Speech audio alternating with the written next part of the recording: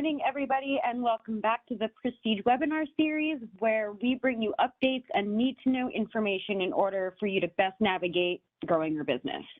My name is Melissa Iannafo. I am the Client Success Specialist here at Prestige, and I am your host. This morning, we are joined again for, I think, the third week in a row, Kathleen Sullivan, the Associate Director of Benefits here at PrestigePEO. Today, Kathleen is going to continue guiding us on important medical technology along with voluntary benefits that are available to your employees. So Kathleen is going to be explaining this year's open enrollment process, what to expect over the coming weeks. So we're really excited to kind of continue this installment. As always, all participants are muted. We do encourage you to please use the Q&A features of the chat so that we can address any questions. Anything not able to be reviewed during the presentation will be reviewed afterwards. We'll reach out to you. If you need this information, including the slide deck and the presentation as a whole, it will be posted on our blog. So our blog website is www.prestigepeo.com/blogs. You can find this one once it's posted, and all of the historical ones, they're always there. And with that, I'm going to go ahead and call up Kathleen, and we're just going to dive right in. So hi, Kathleen. Hi, Melissa. Thank you so much for hosting again and for inviting me. Okay, the webinar today is arranged really for client contacts and for employees. In the next few weeks, all of the large Prestige family of employees will be going through our open enrollment. So hopefully this information will help them know and understand what they're seeing as they go through our portal, and that in turn should help them make more informed decisions for themselves and for their families. We're going to go into detail on the medical terminology to help choose plans, and then we're going to touch on all of the other benefits that Prestige offers. Okay, so how does it work? I'm just going to kind of talk about that quickly because I really want to get into more the nitty-gritty of the benefits themselves for the employees, so I'm just going to touch on this. In the next few weeks, employees are going to receive emails through the Prestige Pro No Reply portal, and they're going to be invited right to our portal, and then they'll go through the benefits enrollment. And as they go through, they're going to go from one screen to the next. They'll see their dependents all listed on their plan. They'll see the coverages that they have.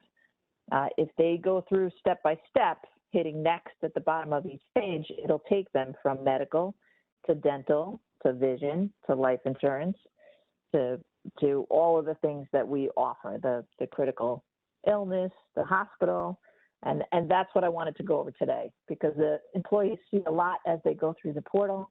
So I want them to know what they're seeing, to be able to consider things that are offered intelligently and know if these are really products that they'd want or if they're products they can waive.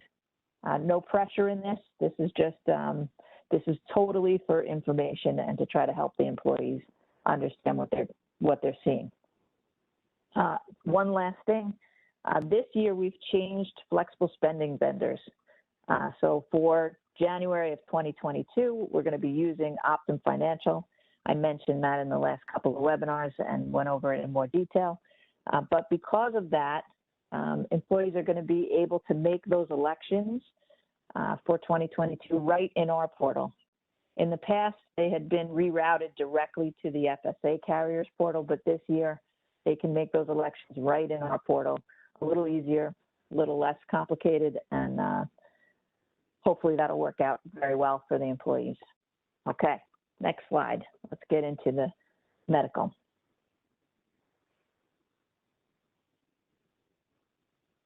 Okay, we have a couple of changes with Oxford that I wanted to just mention. I'm not going to go into all the details because every client has different plans with us and offers different plans, but there's a few things that are kind of cross boundaries there. So one, our Oxford, New York plans, dependents age off when they're 30. It used to be the end of the year in which they turn 30.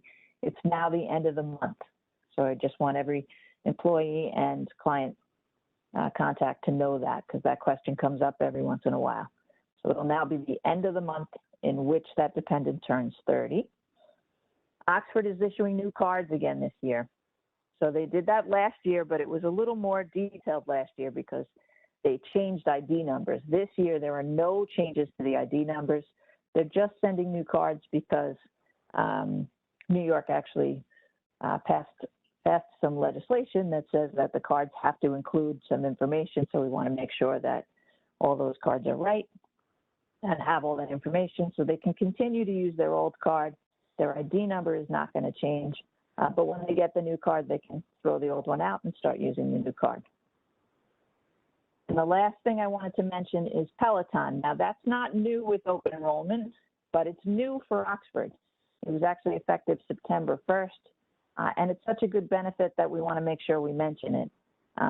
Oxford will cover the cost of membership for Peloton for insureds for up to a year. And it's a separate benefit than the gym reimbursement that Oxford already has in place called Sweat Equity. And it's a real nice benefit. So we just wanted to make sure that all the employees know about that. Next slide. Okay, Emblem Health. Some of the clients out there have Emblem Health. We have some improvements on our Emblem Health plans this year and definitely thought that would be worth mentioning.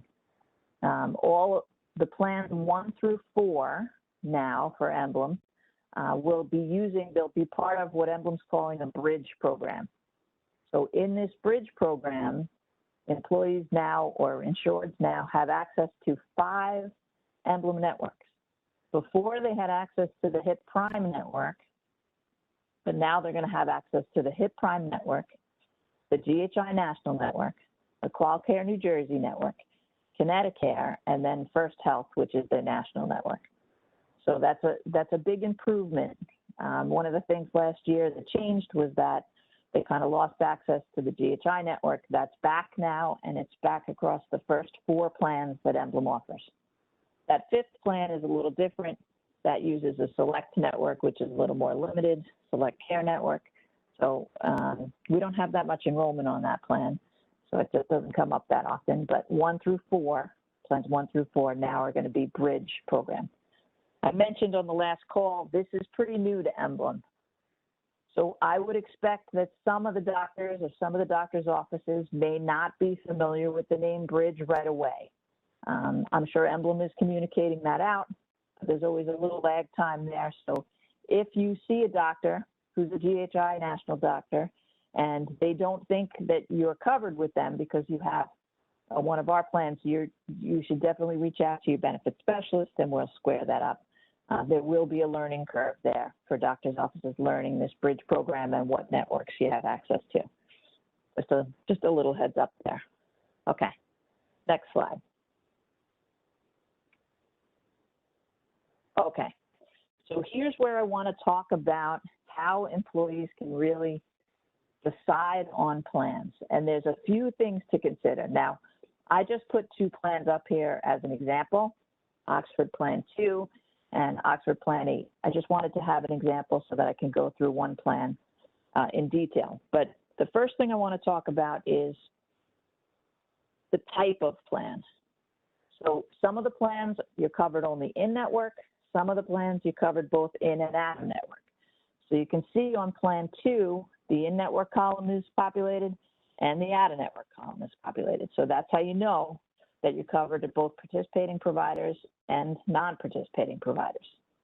On Plan 8, you can see that only the in-network column is populated. The out-of-network doesn't apply because on Plan 8, you're only covered in the network. So that's one of the things to look at when you're looking at the plans you are offered from your company. Another very important piece to consider is the network. So for Oxford, you can see Plan 2 in the name, it says Plan 2 Oxford Liberty. Liberty is the network for Plan 2. The other plan is Oxford Freedom. So Freedom is the network. And you're going to see that the name of the network appears in the title of the plans. For Oxford, we have Freedom, which is their biggest network, Liberty, just a little bit smaller and has all the same hospitals. And then they also have a Metro network. And Metro would be the more limited network. where you're limited as far as hospitals, doctors, and pharmacies. So you're going to see that if your company offers Metro plans, those are going to be less expensive, but it's because you're a little more restricted with the network. So that's definitely something to consider when you're picking plans. With our United Healthcare platform, we have the Network's Choice Plus and Core. So the Core plan in this case on the United Healthcare national plans, if that's what your company offers, the Core plan would be the smaller, more limited network. And the United Healthcare Choice Plus network is the big network. So you'd look at the title of the plans for UHC national plans and look for whether or not they say Core to know if they use the smaller network. In Emblem, we now know that the first 4 plans use the Bridge network, which is great, but the 5th plan that we offer through Emblem uses a Select Care network, which is smaller and more limited and will be less expensive because of that. So you're going to consider network, and then you're going to consider network access, whether or not you're covered only in that network or whether you're covered both in and out of network on a plan. Okay, so another thing we want to talk about and consider when looking at medical, and I'm going to spend the most time on this because I think this is the most important for employees to understand when they're looking at their medical plans and trying to choose. I want everybody to know exactly what they're looking at so they can choose wisely. Okay, so type of plan matters. All right, there are traditional and cost-sharing plans, and then there are high deductible plans. So plan 2 that we see right here, this is what we call a cost-sharing plan. And before I describe the plan, let's talk a little bit about definitions so everybody understands the definitions and how to really read one of these plans. First definition I want to go over is deductible. So you can see on plan 2, the individual deductible in network is $1,000 and the family is $2,000. Now deductibles in medical work just the same as they do in car insurance, and everybody's kind of familiar with car insurance. If you were to get into an accident and you had a $500 deductible on your plan, you know the first $500 of those repairs you're going to pay for, and then the insurance is going to kick in after that.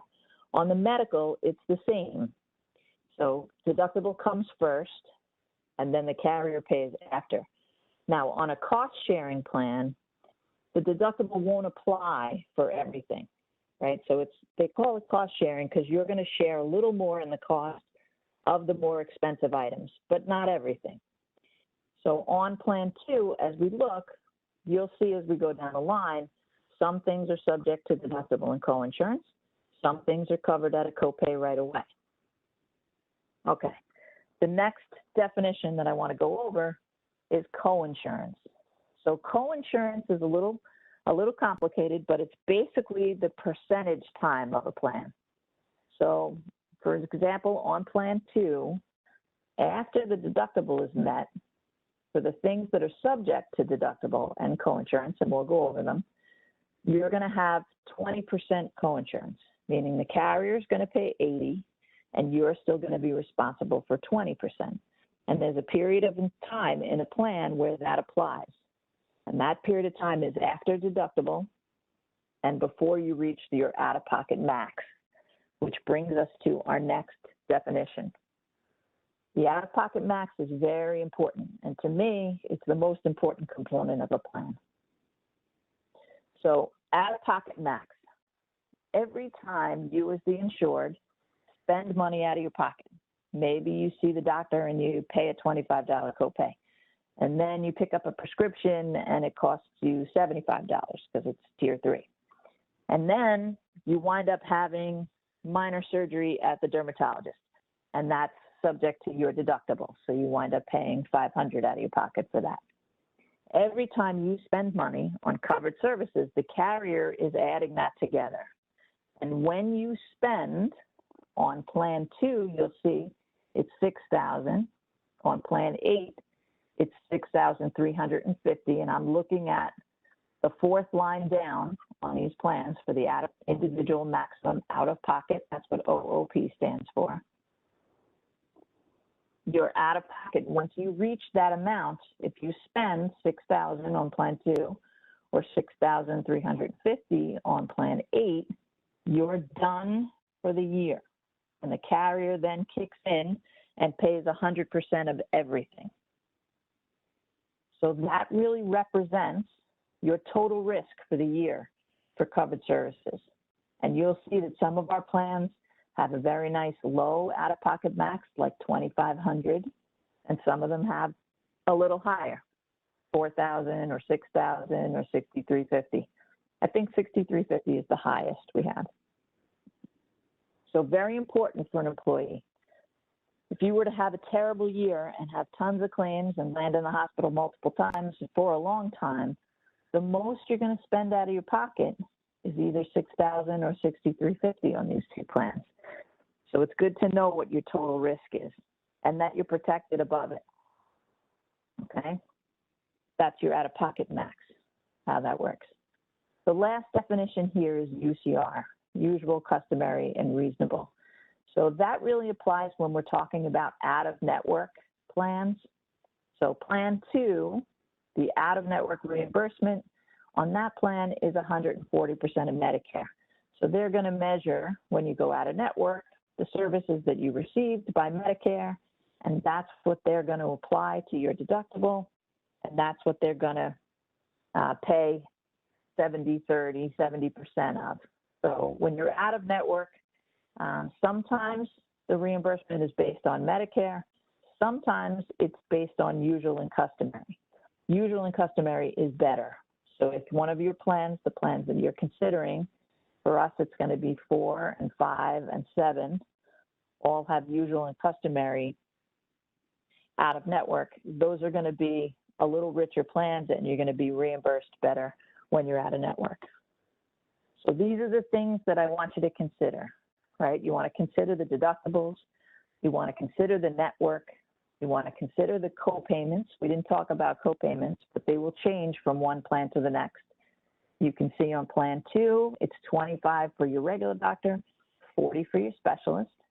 But on Plan 8, after your deductible is met, because the 8 is a high deductible plan, which I'll describe in a minute, it's $30 for your regular doctor and $50 for your specialist. So you're going to consider co-payments, you're going to consider deductibles, you're going to consider out-of-pocket max, network, whether or not you can go out of network, and then the type of plan too matters. So traditional or cost-sharing plans generally have co-payments right away for doctors and for prescriptions, but high deductible plans, which are a different animal altogether, on those plans, everything is subject to deductible first, and then you're either covered at a percentage level, if there's co-insurance, or at a copay level, like on Plan 8. You have co-payments once that deductible is met. So these are, the high deductible plans are going to be less expensive because you're taking on the risk yourself. And then the carrier kicks in afterwards. Okay, hopefully everybody is with me so far. I happen to like high deductible plans. I think they make sense when you save some money in premium, you take on the risk yourself, especially if you're young and healthy. And then with the high deductible plan comes an option for a health savings account. So if you can switch to the next slide.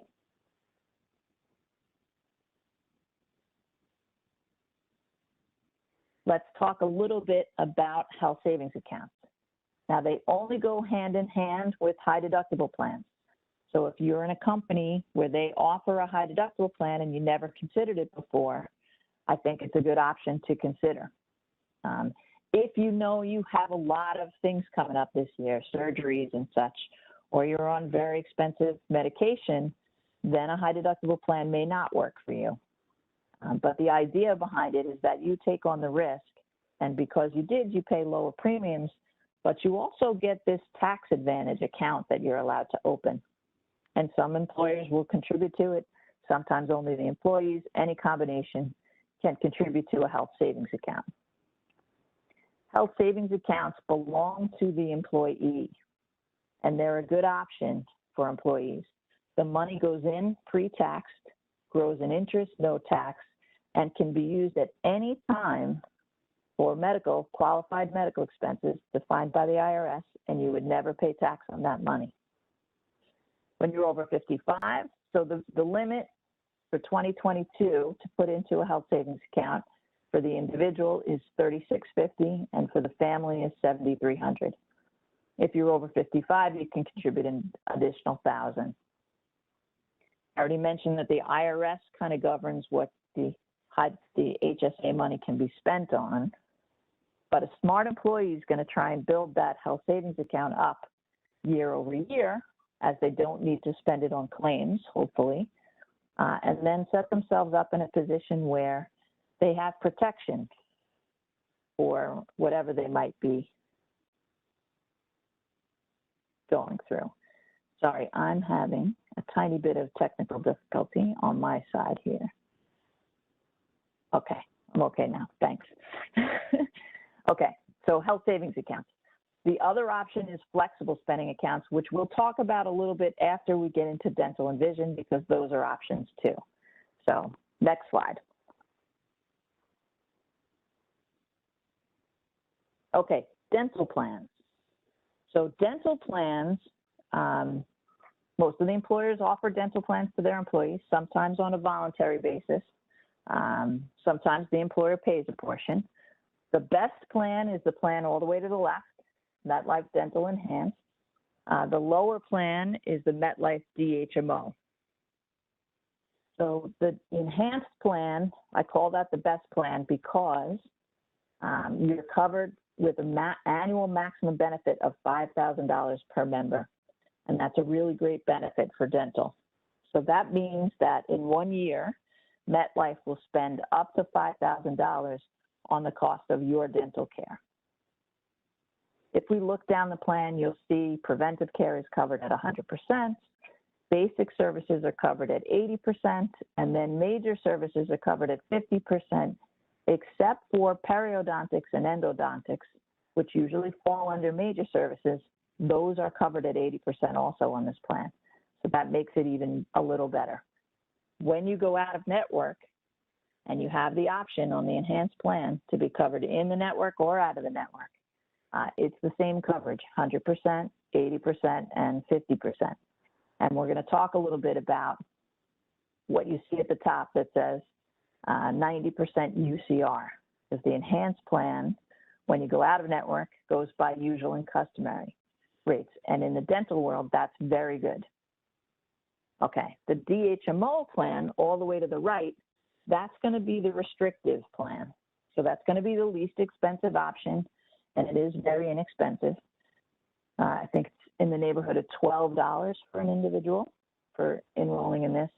And the DHMO plan is going to restrict you to a smaller network of dentists. You're going to need to choose a primary dentist and see that dentist, and then they're going to pay everything according to a schedule. So they'll do the cleanings. I think it's $5 for a cleaning every 6 months. I think a filling will cost you $15. And then everything kind of follows a schedule. So the more expensive things, you'll pay a portion. MetLife will pay a portion. There's no limit because it all goes along according to the schedule. But it is restricted as far as the network and the dentists. Next slide.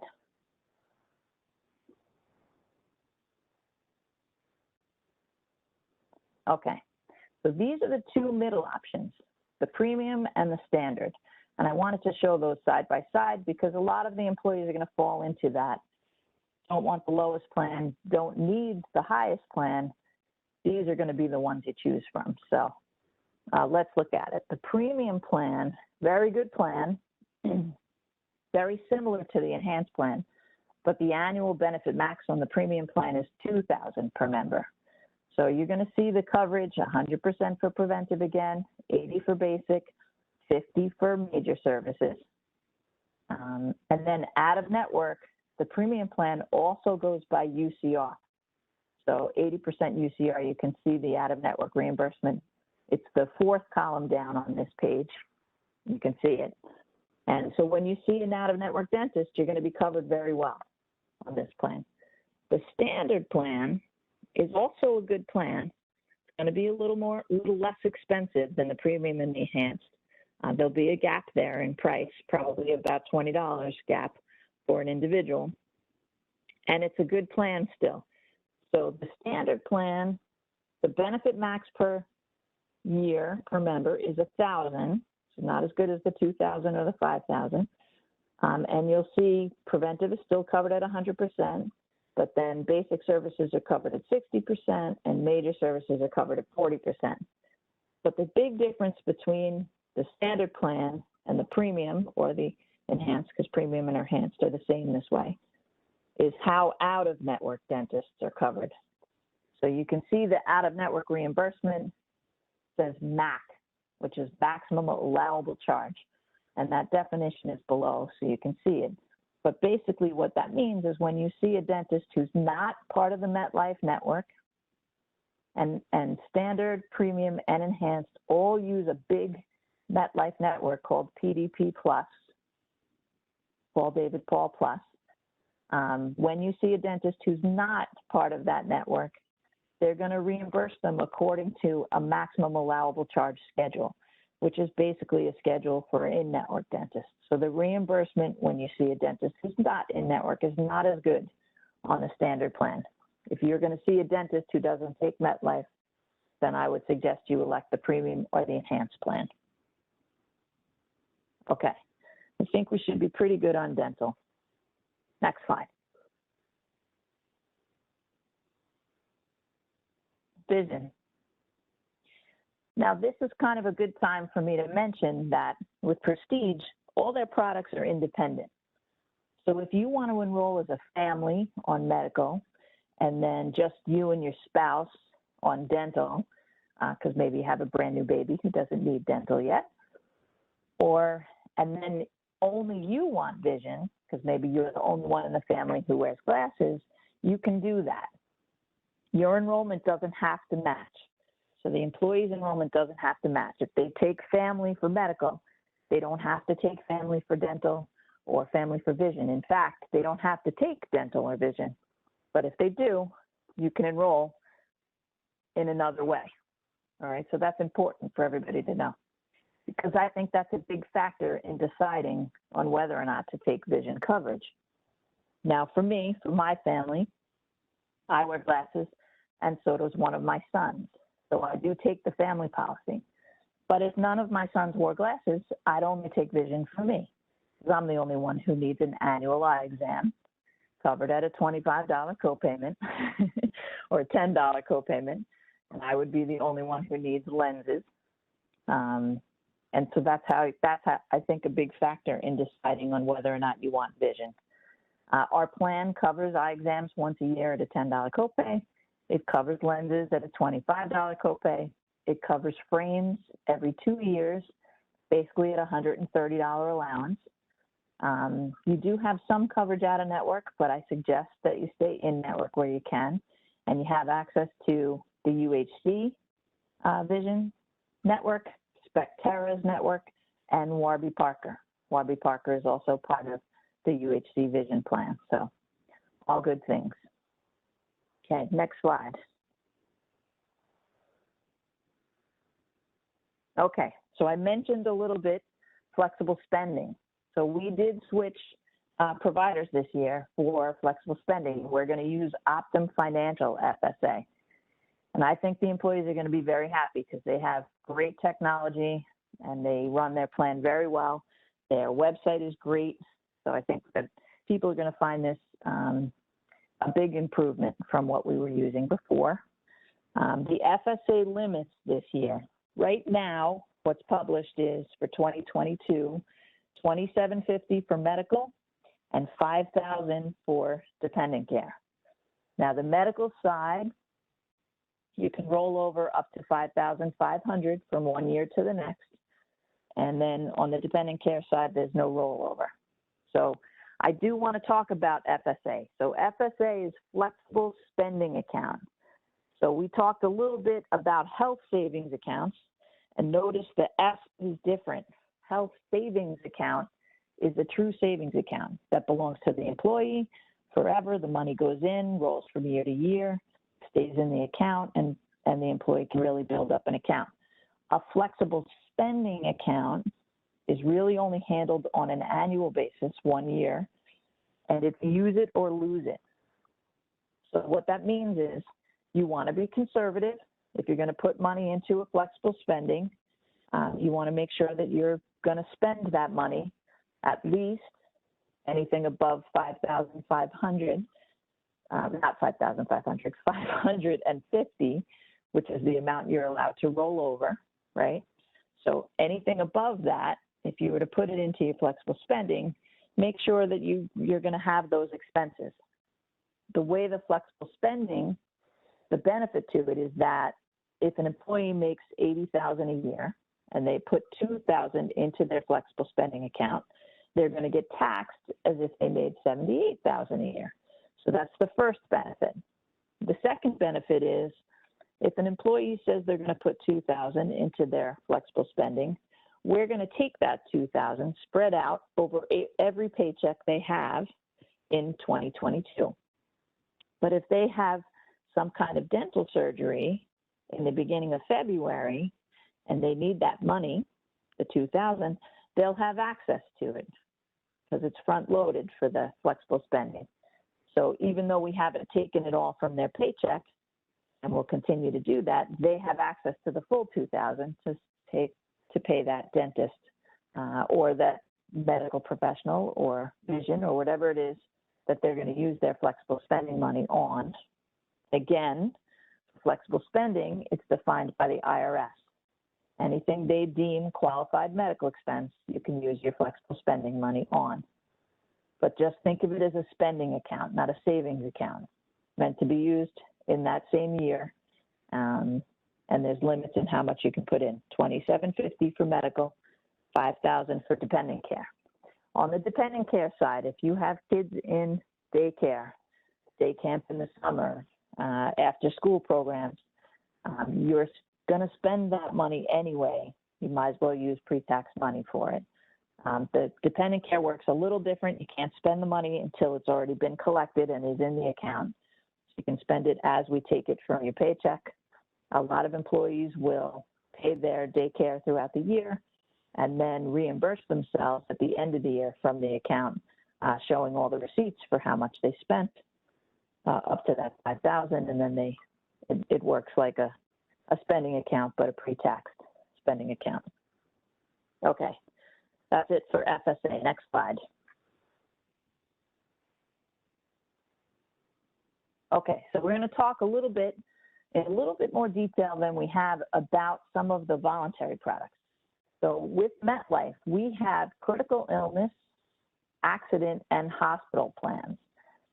And these MetLife plans work similar to Aflac plans. The idea is that if you have an accident or you get hospitalized or you're diagnosed with a critical illness, this MetLife is going to give you money to manage your expenses.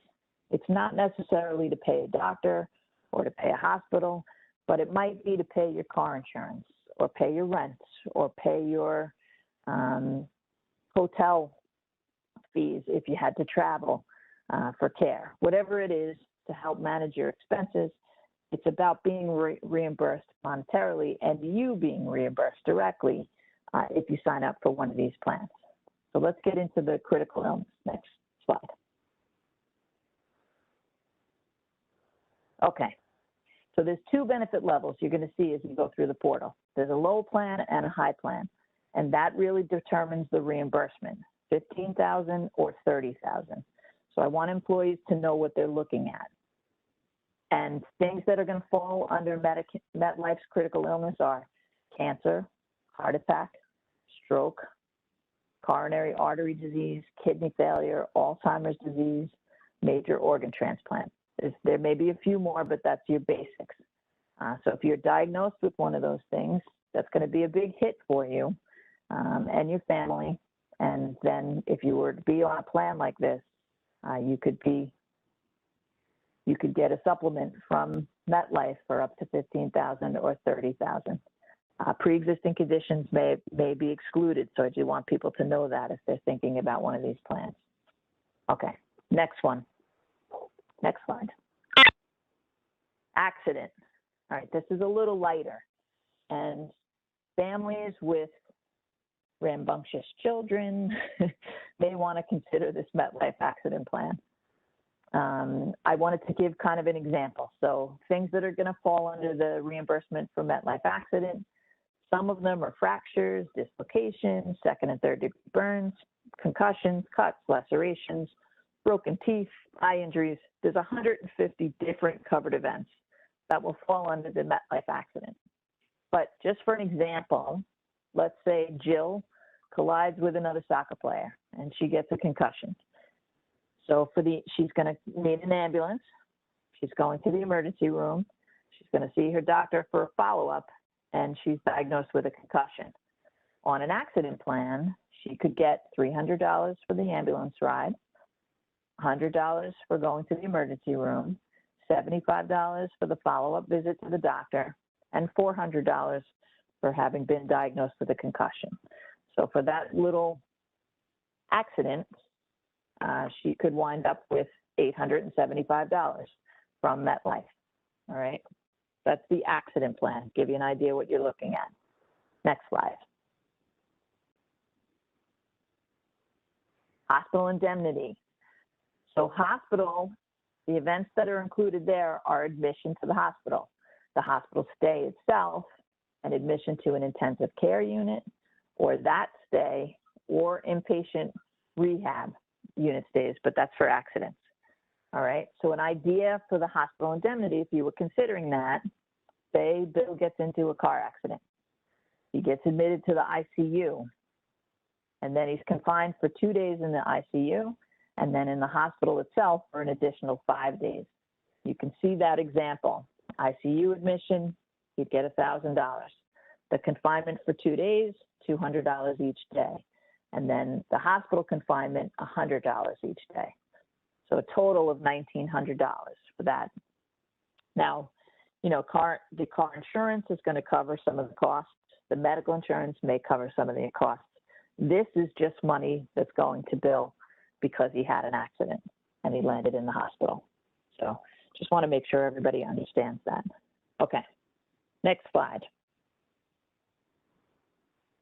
I know this stuff is not terribly exciting, so I really appreciate everybody hanging in there. I do think the information is important, but not exactly a carnival when we're talking about insurance terms. So, all right, we're going to talk about two different supplementary or voluntary life plans. So Prestige offers two very distinct life insurance plans to employees on a voluntary basis that they purchase themselves. So I wanted to make sure that everybody knows that and takes advantage of it. The first one is offered through MetLife, and it's offered in $10,000 increments. When you were first hired, you could have enrolled up to $100,000 without any kind of medical questionnaire. Now that this is open enrollment, so at any time really in the year, you can request to raise your coverage with MetLife or to sign up for the first time. But anytime after you're first initially offered, they do want a statement of health, and any amount that you're applying for has to be approved. But the prices for this plan are very good. So they're sold in 10,000 increments. They go by your age bracket. They change as you age from one bracket to the next. But it's good coverage, and for this, you're really thinking of it as a death benefit. There is accidental death and dismemberment attached to it, or what we call AD&D. But for this plan, it is basically a death benefit for your beneficiary should you pass away. And that's the idea behind the MetLife plan. Because of that, it's not expensive and then age rated. And you can port it. So should you leave your company, you can apply to keep that coverage and continue on with it. Next slide. The other voluntary life insurance plan we offer is with Massmutual. Now, you won't be able to apply for the Massmutual through our portal, but there will be a link to go to the Massmutual website. Now, this is a different and very unique plan that's offered through Prestige because this is a whole life insurance plan. So that's a little different than what we just talked about, which is really a term policy, which is really a death benefit. On the Massmutual whole life policies, we're having an open enrollment this year. So employees who didn't elect initially can elect up to $100,000 this year for 11/1, or any amount lower than that too. So they're sold in $5,000 increments for the whole life policy. Now, these are different plans, and the reason I like this Massmutual product is because it is permanent. So it's a whole life policy that you can keep for the rest of your life. 2, whatever age you are when you sign up, those premiums are set and they stay the same. So as you move from one age bracket to the next, or as you get older, whatever you locked into, that's how much this policy is going to cost. Excuse me. Okay. The other thing is it builds cash value, right? So these plans, these Massmutual plans, in addition to the death benefit, cash value builds, and you can receive dividends on this plan. And if you have the plan for a long time, those dividends could actually pay the premiums, and you can keep this plan and it won't cost you anything later on. But one of the things that I also really like about this plan is that there's an accelerated death benefit if you're diagnosed with a terminal illness, and that's a nice option. Now, whole life is not cheap, so it's not going to be as inexpensive as the term policy, where it has basically a death benefit. This has more to it, and it's fully portable. So you sign up for this coverage, you leave your employer, you can keep this policy just the way it is for the rest of your life and keep paying the premium that you have. So it's a nice benefit, definitely something to consider. You can go into the Massmutual website and go through the application process and see how much it's going to cost you and if there's an amount you can afford. Again, no pressure for any of these products. I'm just trying to give everybody an overall so they know what we have and that they can take advantage of the things that might be very good for them and their family. Okay, next slide. Lifelock and Norton. So this is fairly new. We have this, I think it's a little over a year, but it's a pretty hot topic these days. So protecting your identity and protecting your devices is a big deal. We offer these Lifelock plans. The prices of the plans through us are going to be cheaper than what you can buy on the market. And there's a lot of things included here. So we have 2 levels of coverage for this too.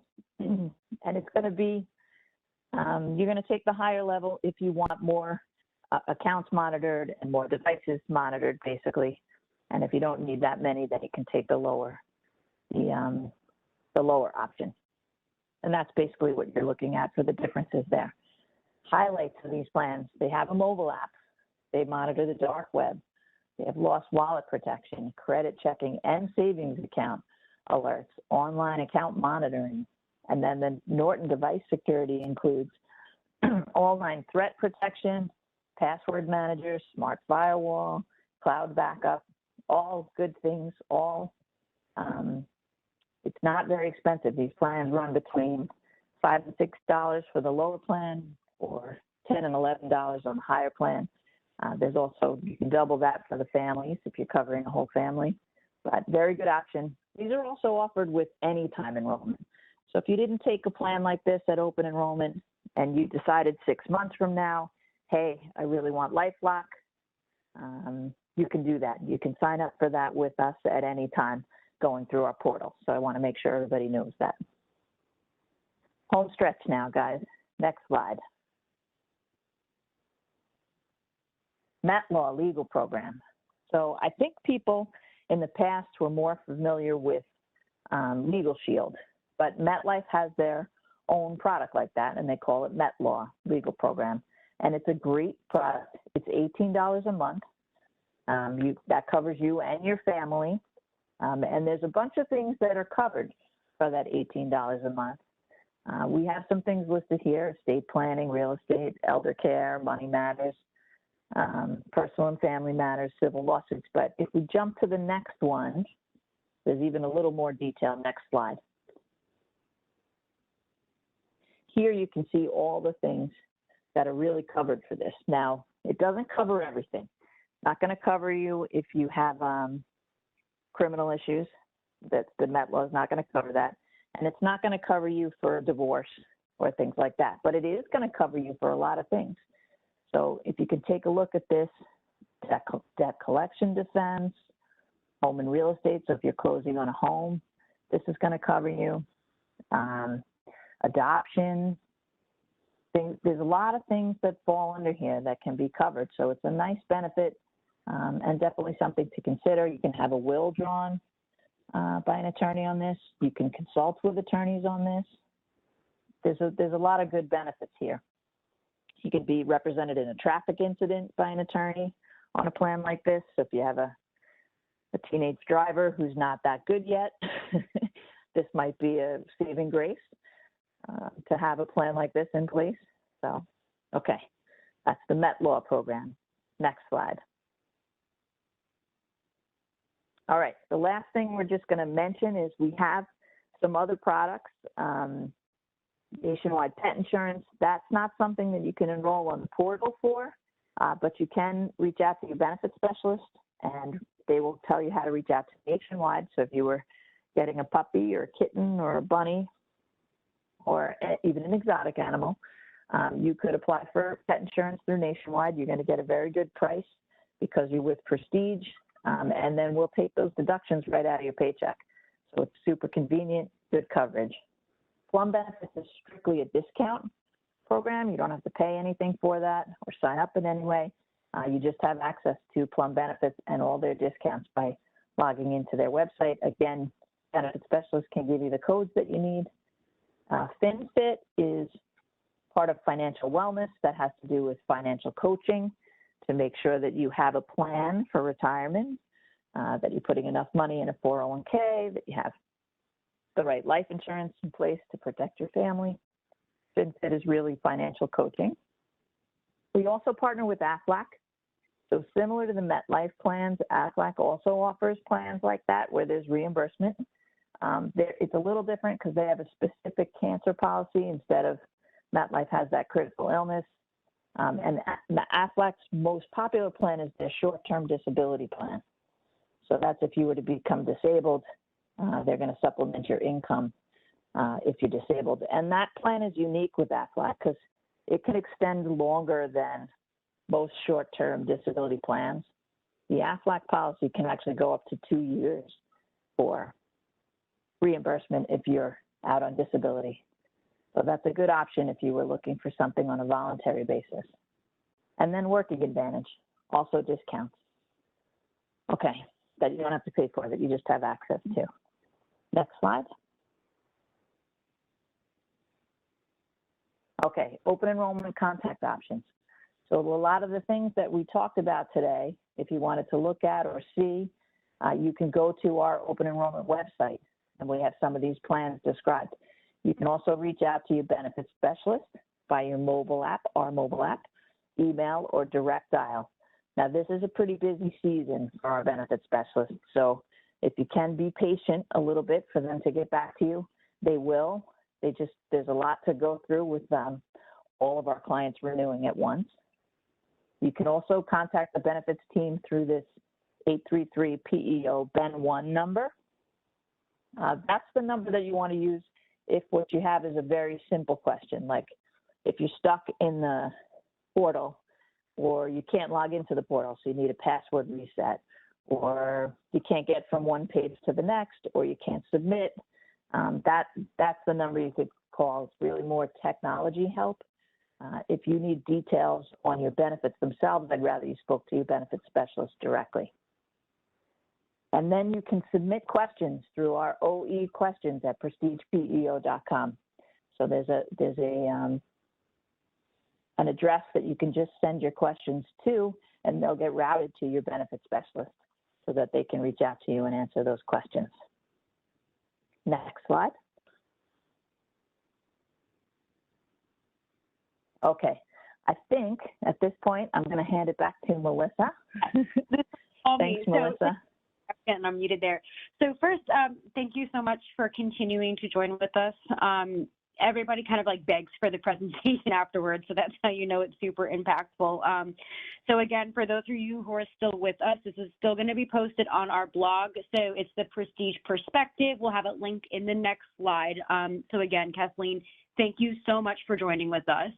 And for those looking forward, October 20th, we're going to have Samantha J. Monfils with us. So she's an associate over at Fisher Phillips. That's our legal partner. Samantha is going to be providing updates on President Biden's path out of the pandemic action plan. So if you remember last webinar, I believe it was, we touched on that and how there's no action to take at this time until the plan actually comes out and the guidance is there. So this is going to be kind of long awaited, and we're interested to see what's coming down the pike. So keep your eyes out for more information and an invite for that one. And then essentially, guys, keep your eye out. As promised, here's the link to where our webinars are going to be. This is our blog, and all historical information is going to be posted right up here. I do see we have some questions in the Q&A, being that Kathleen was presenting the entire time. We're going to take a look at these afterwards, and we'll definitely get back to you on those items. If there are any particular items that you do want to see moving forward as we continue these installments, please let us know. We will make sure that we are providing the most relevant and helpful content to you. And with that, we do look forward to meeting with you again on the 20th, and have a wonderful day, everybody.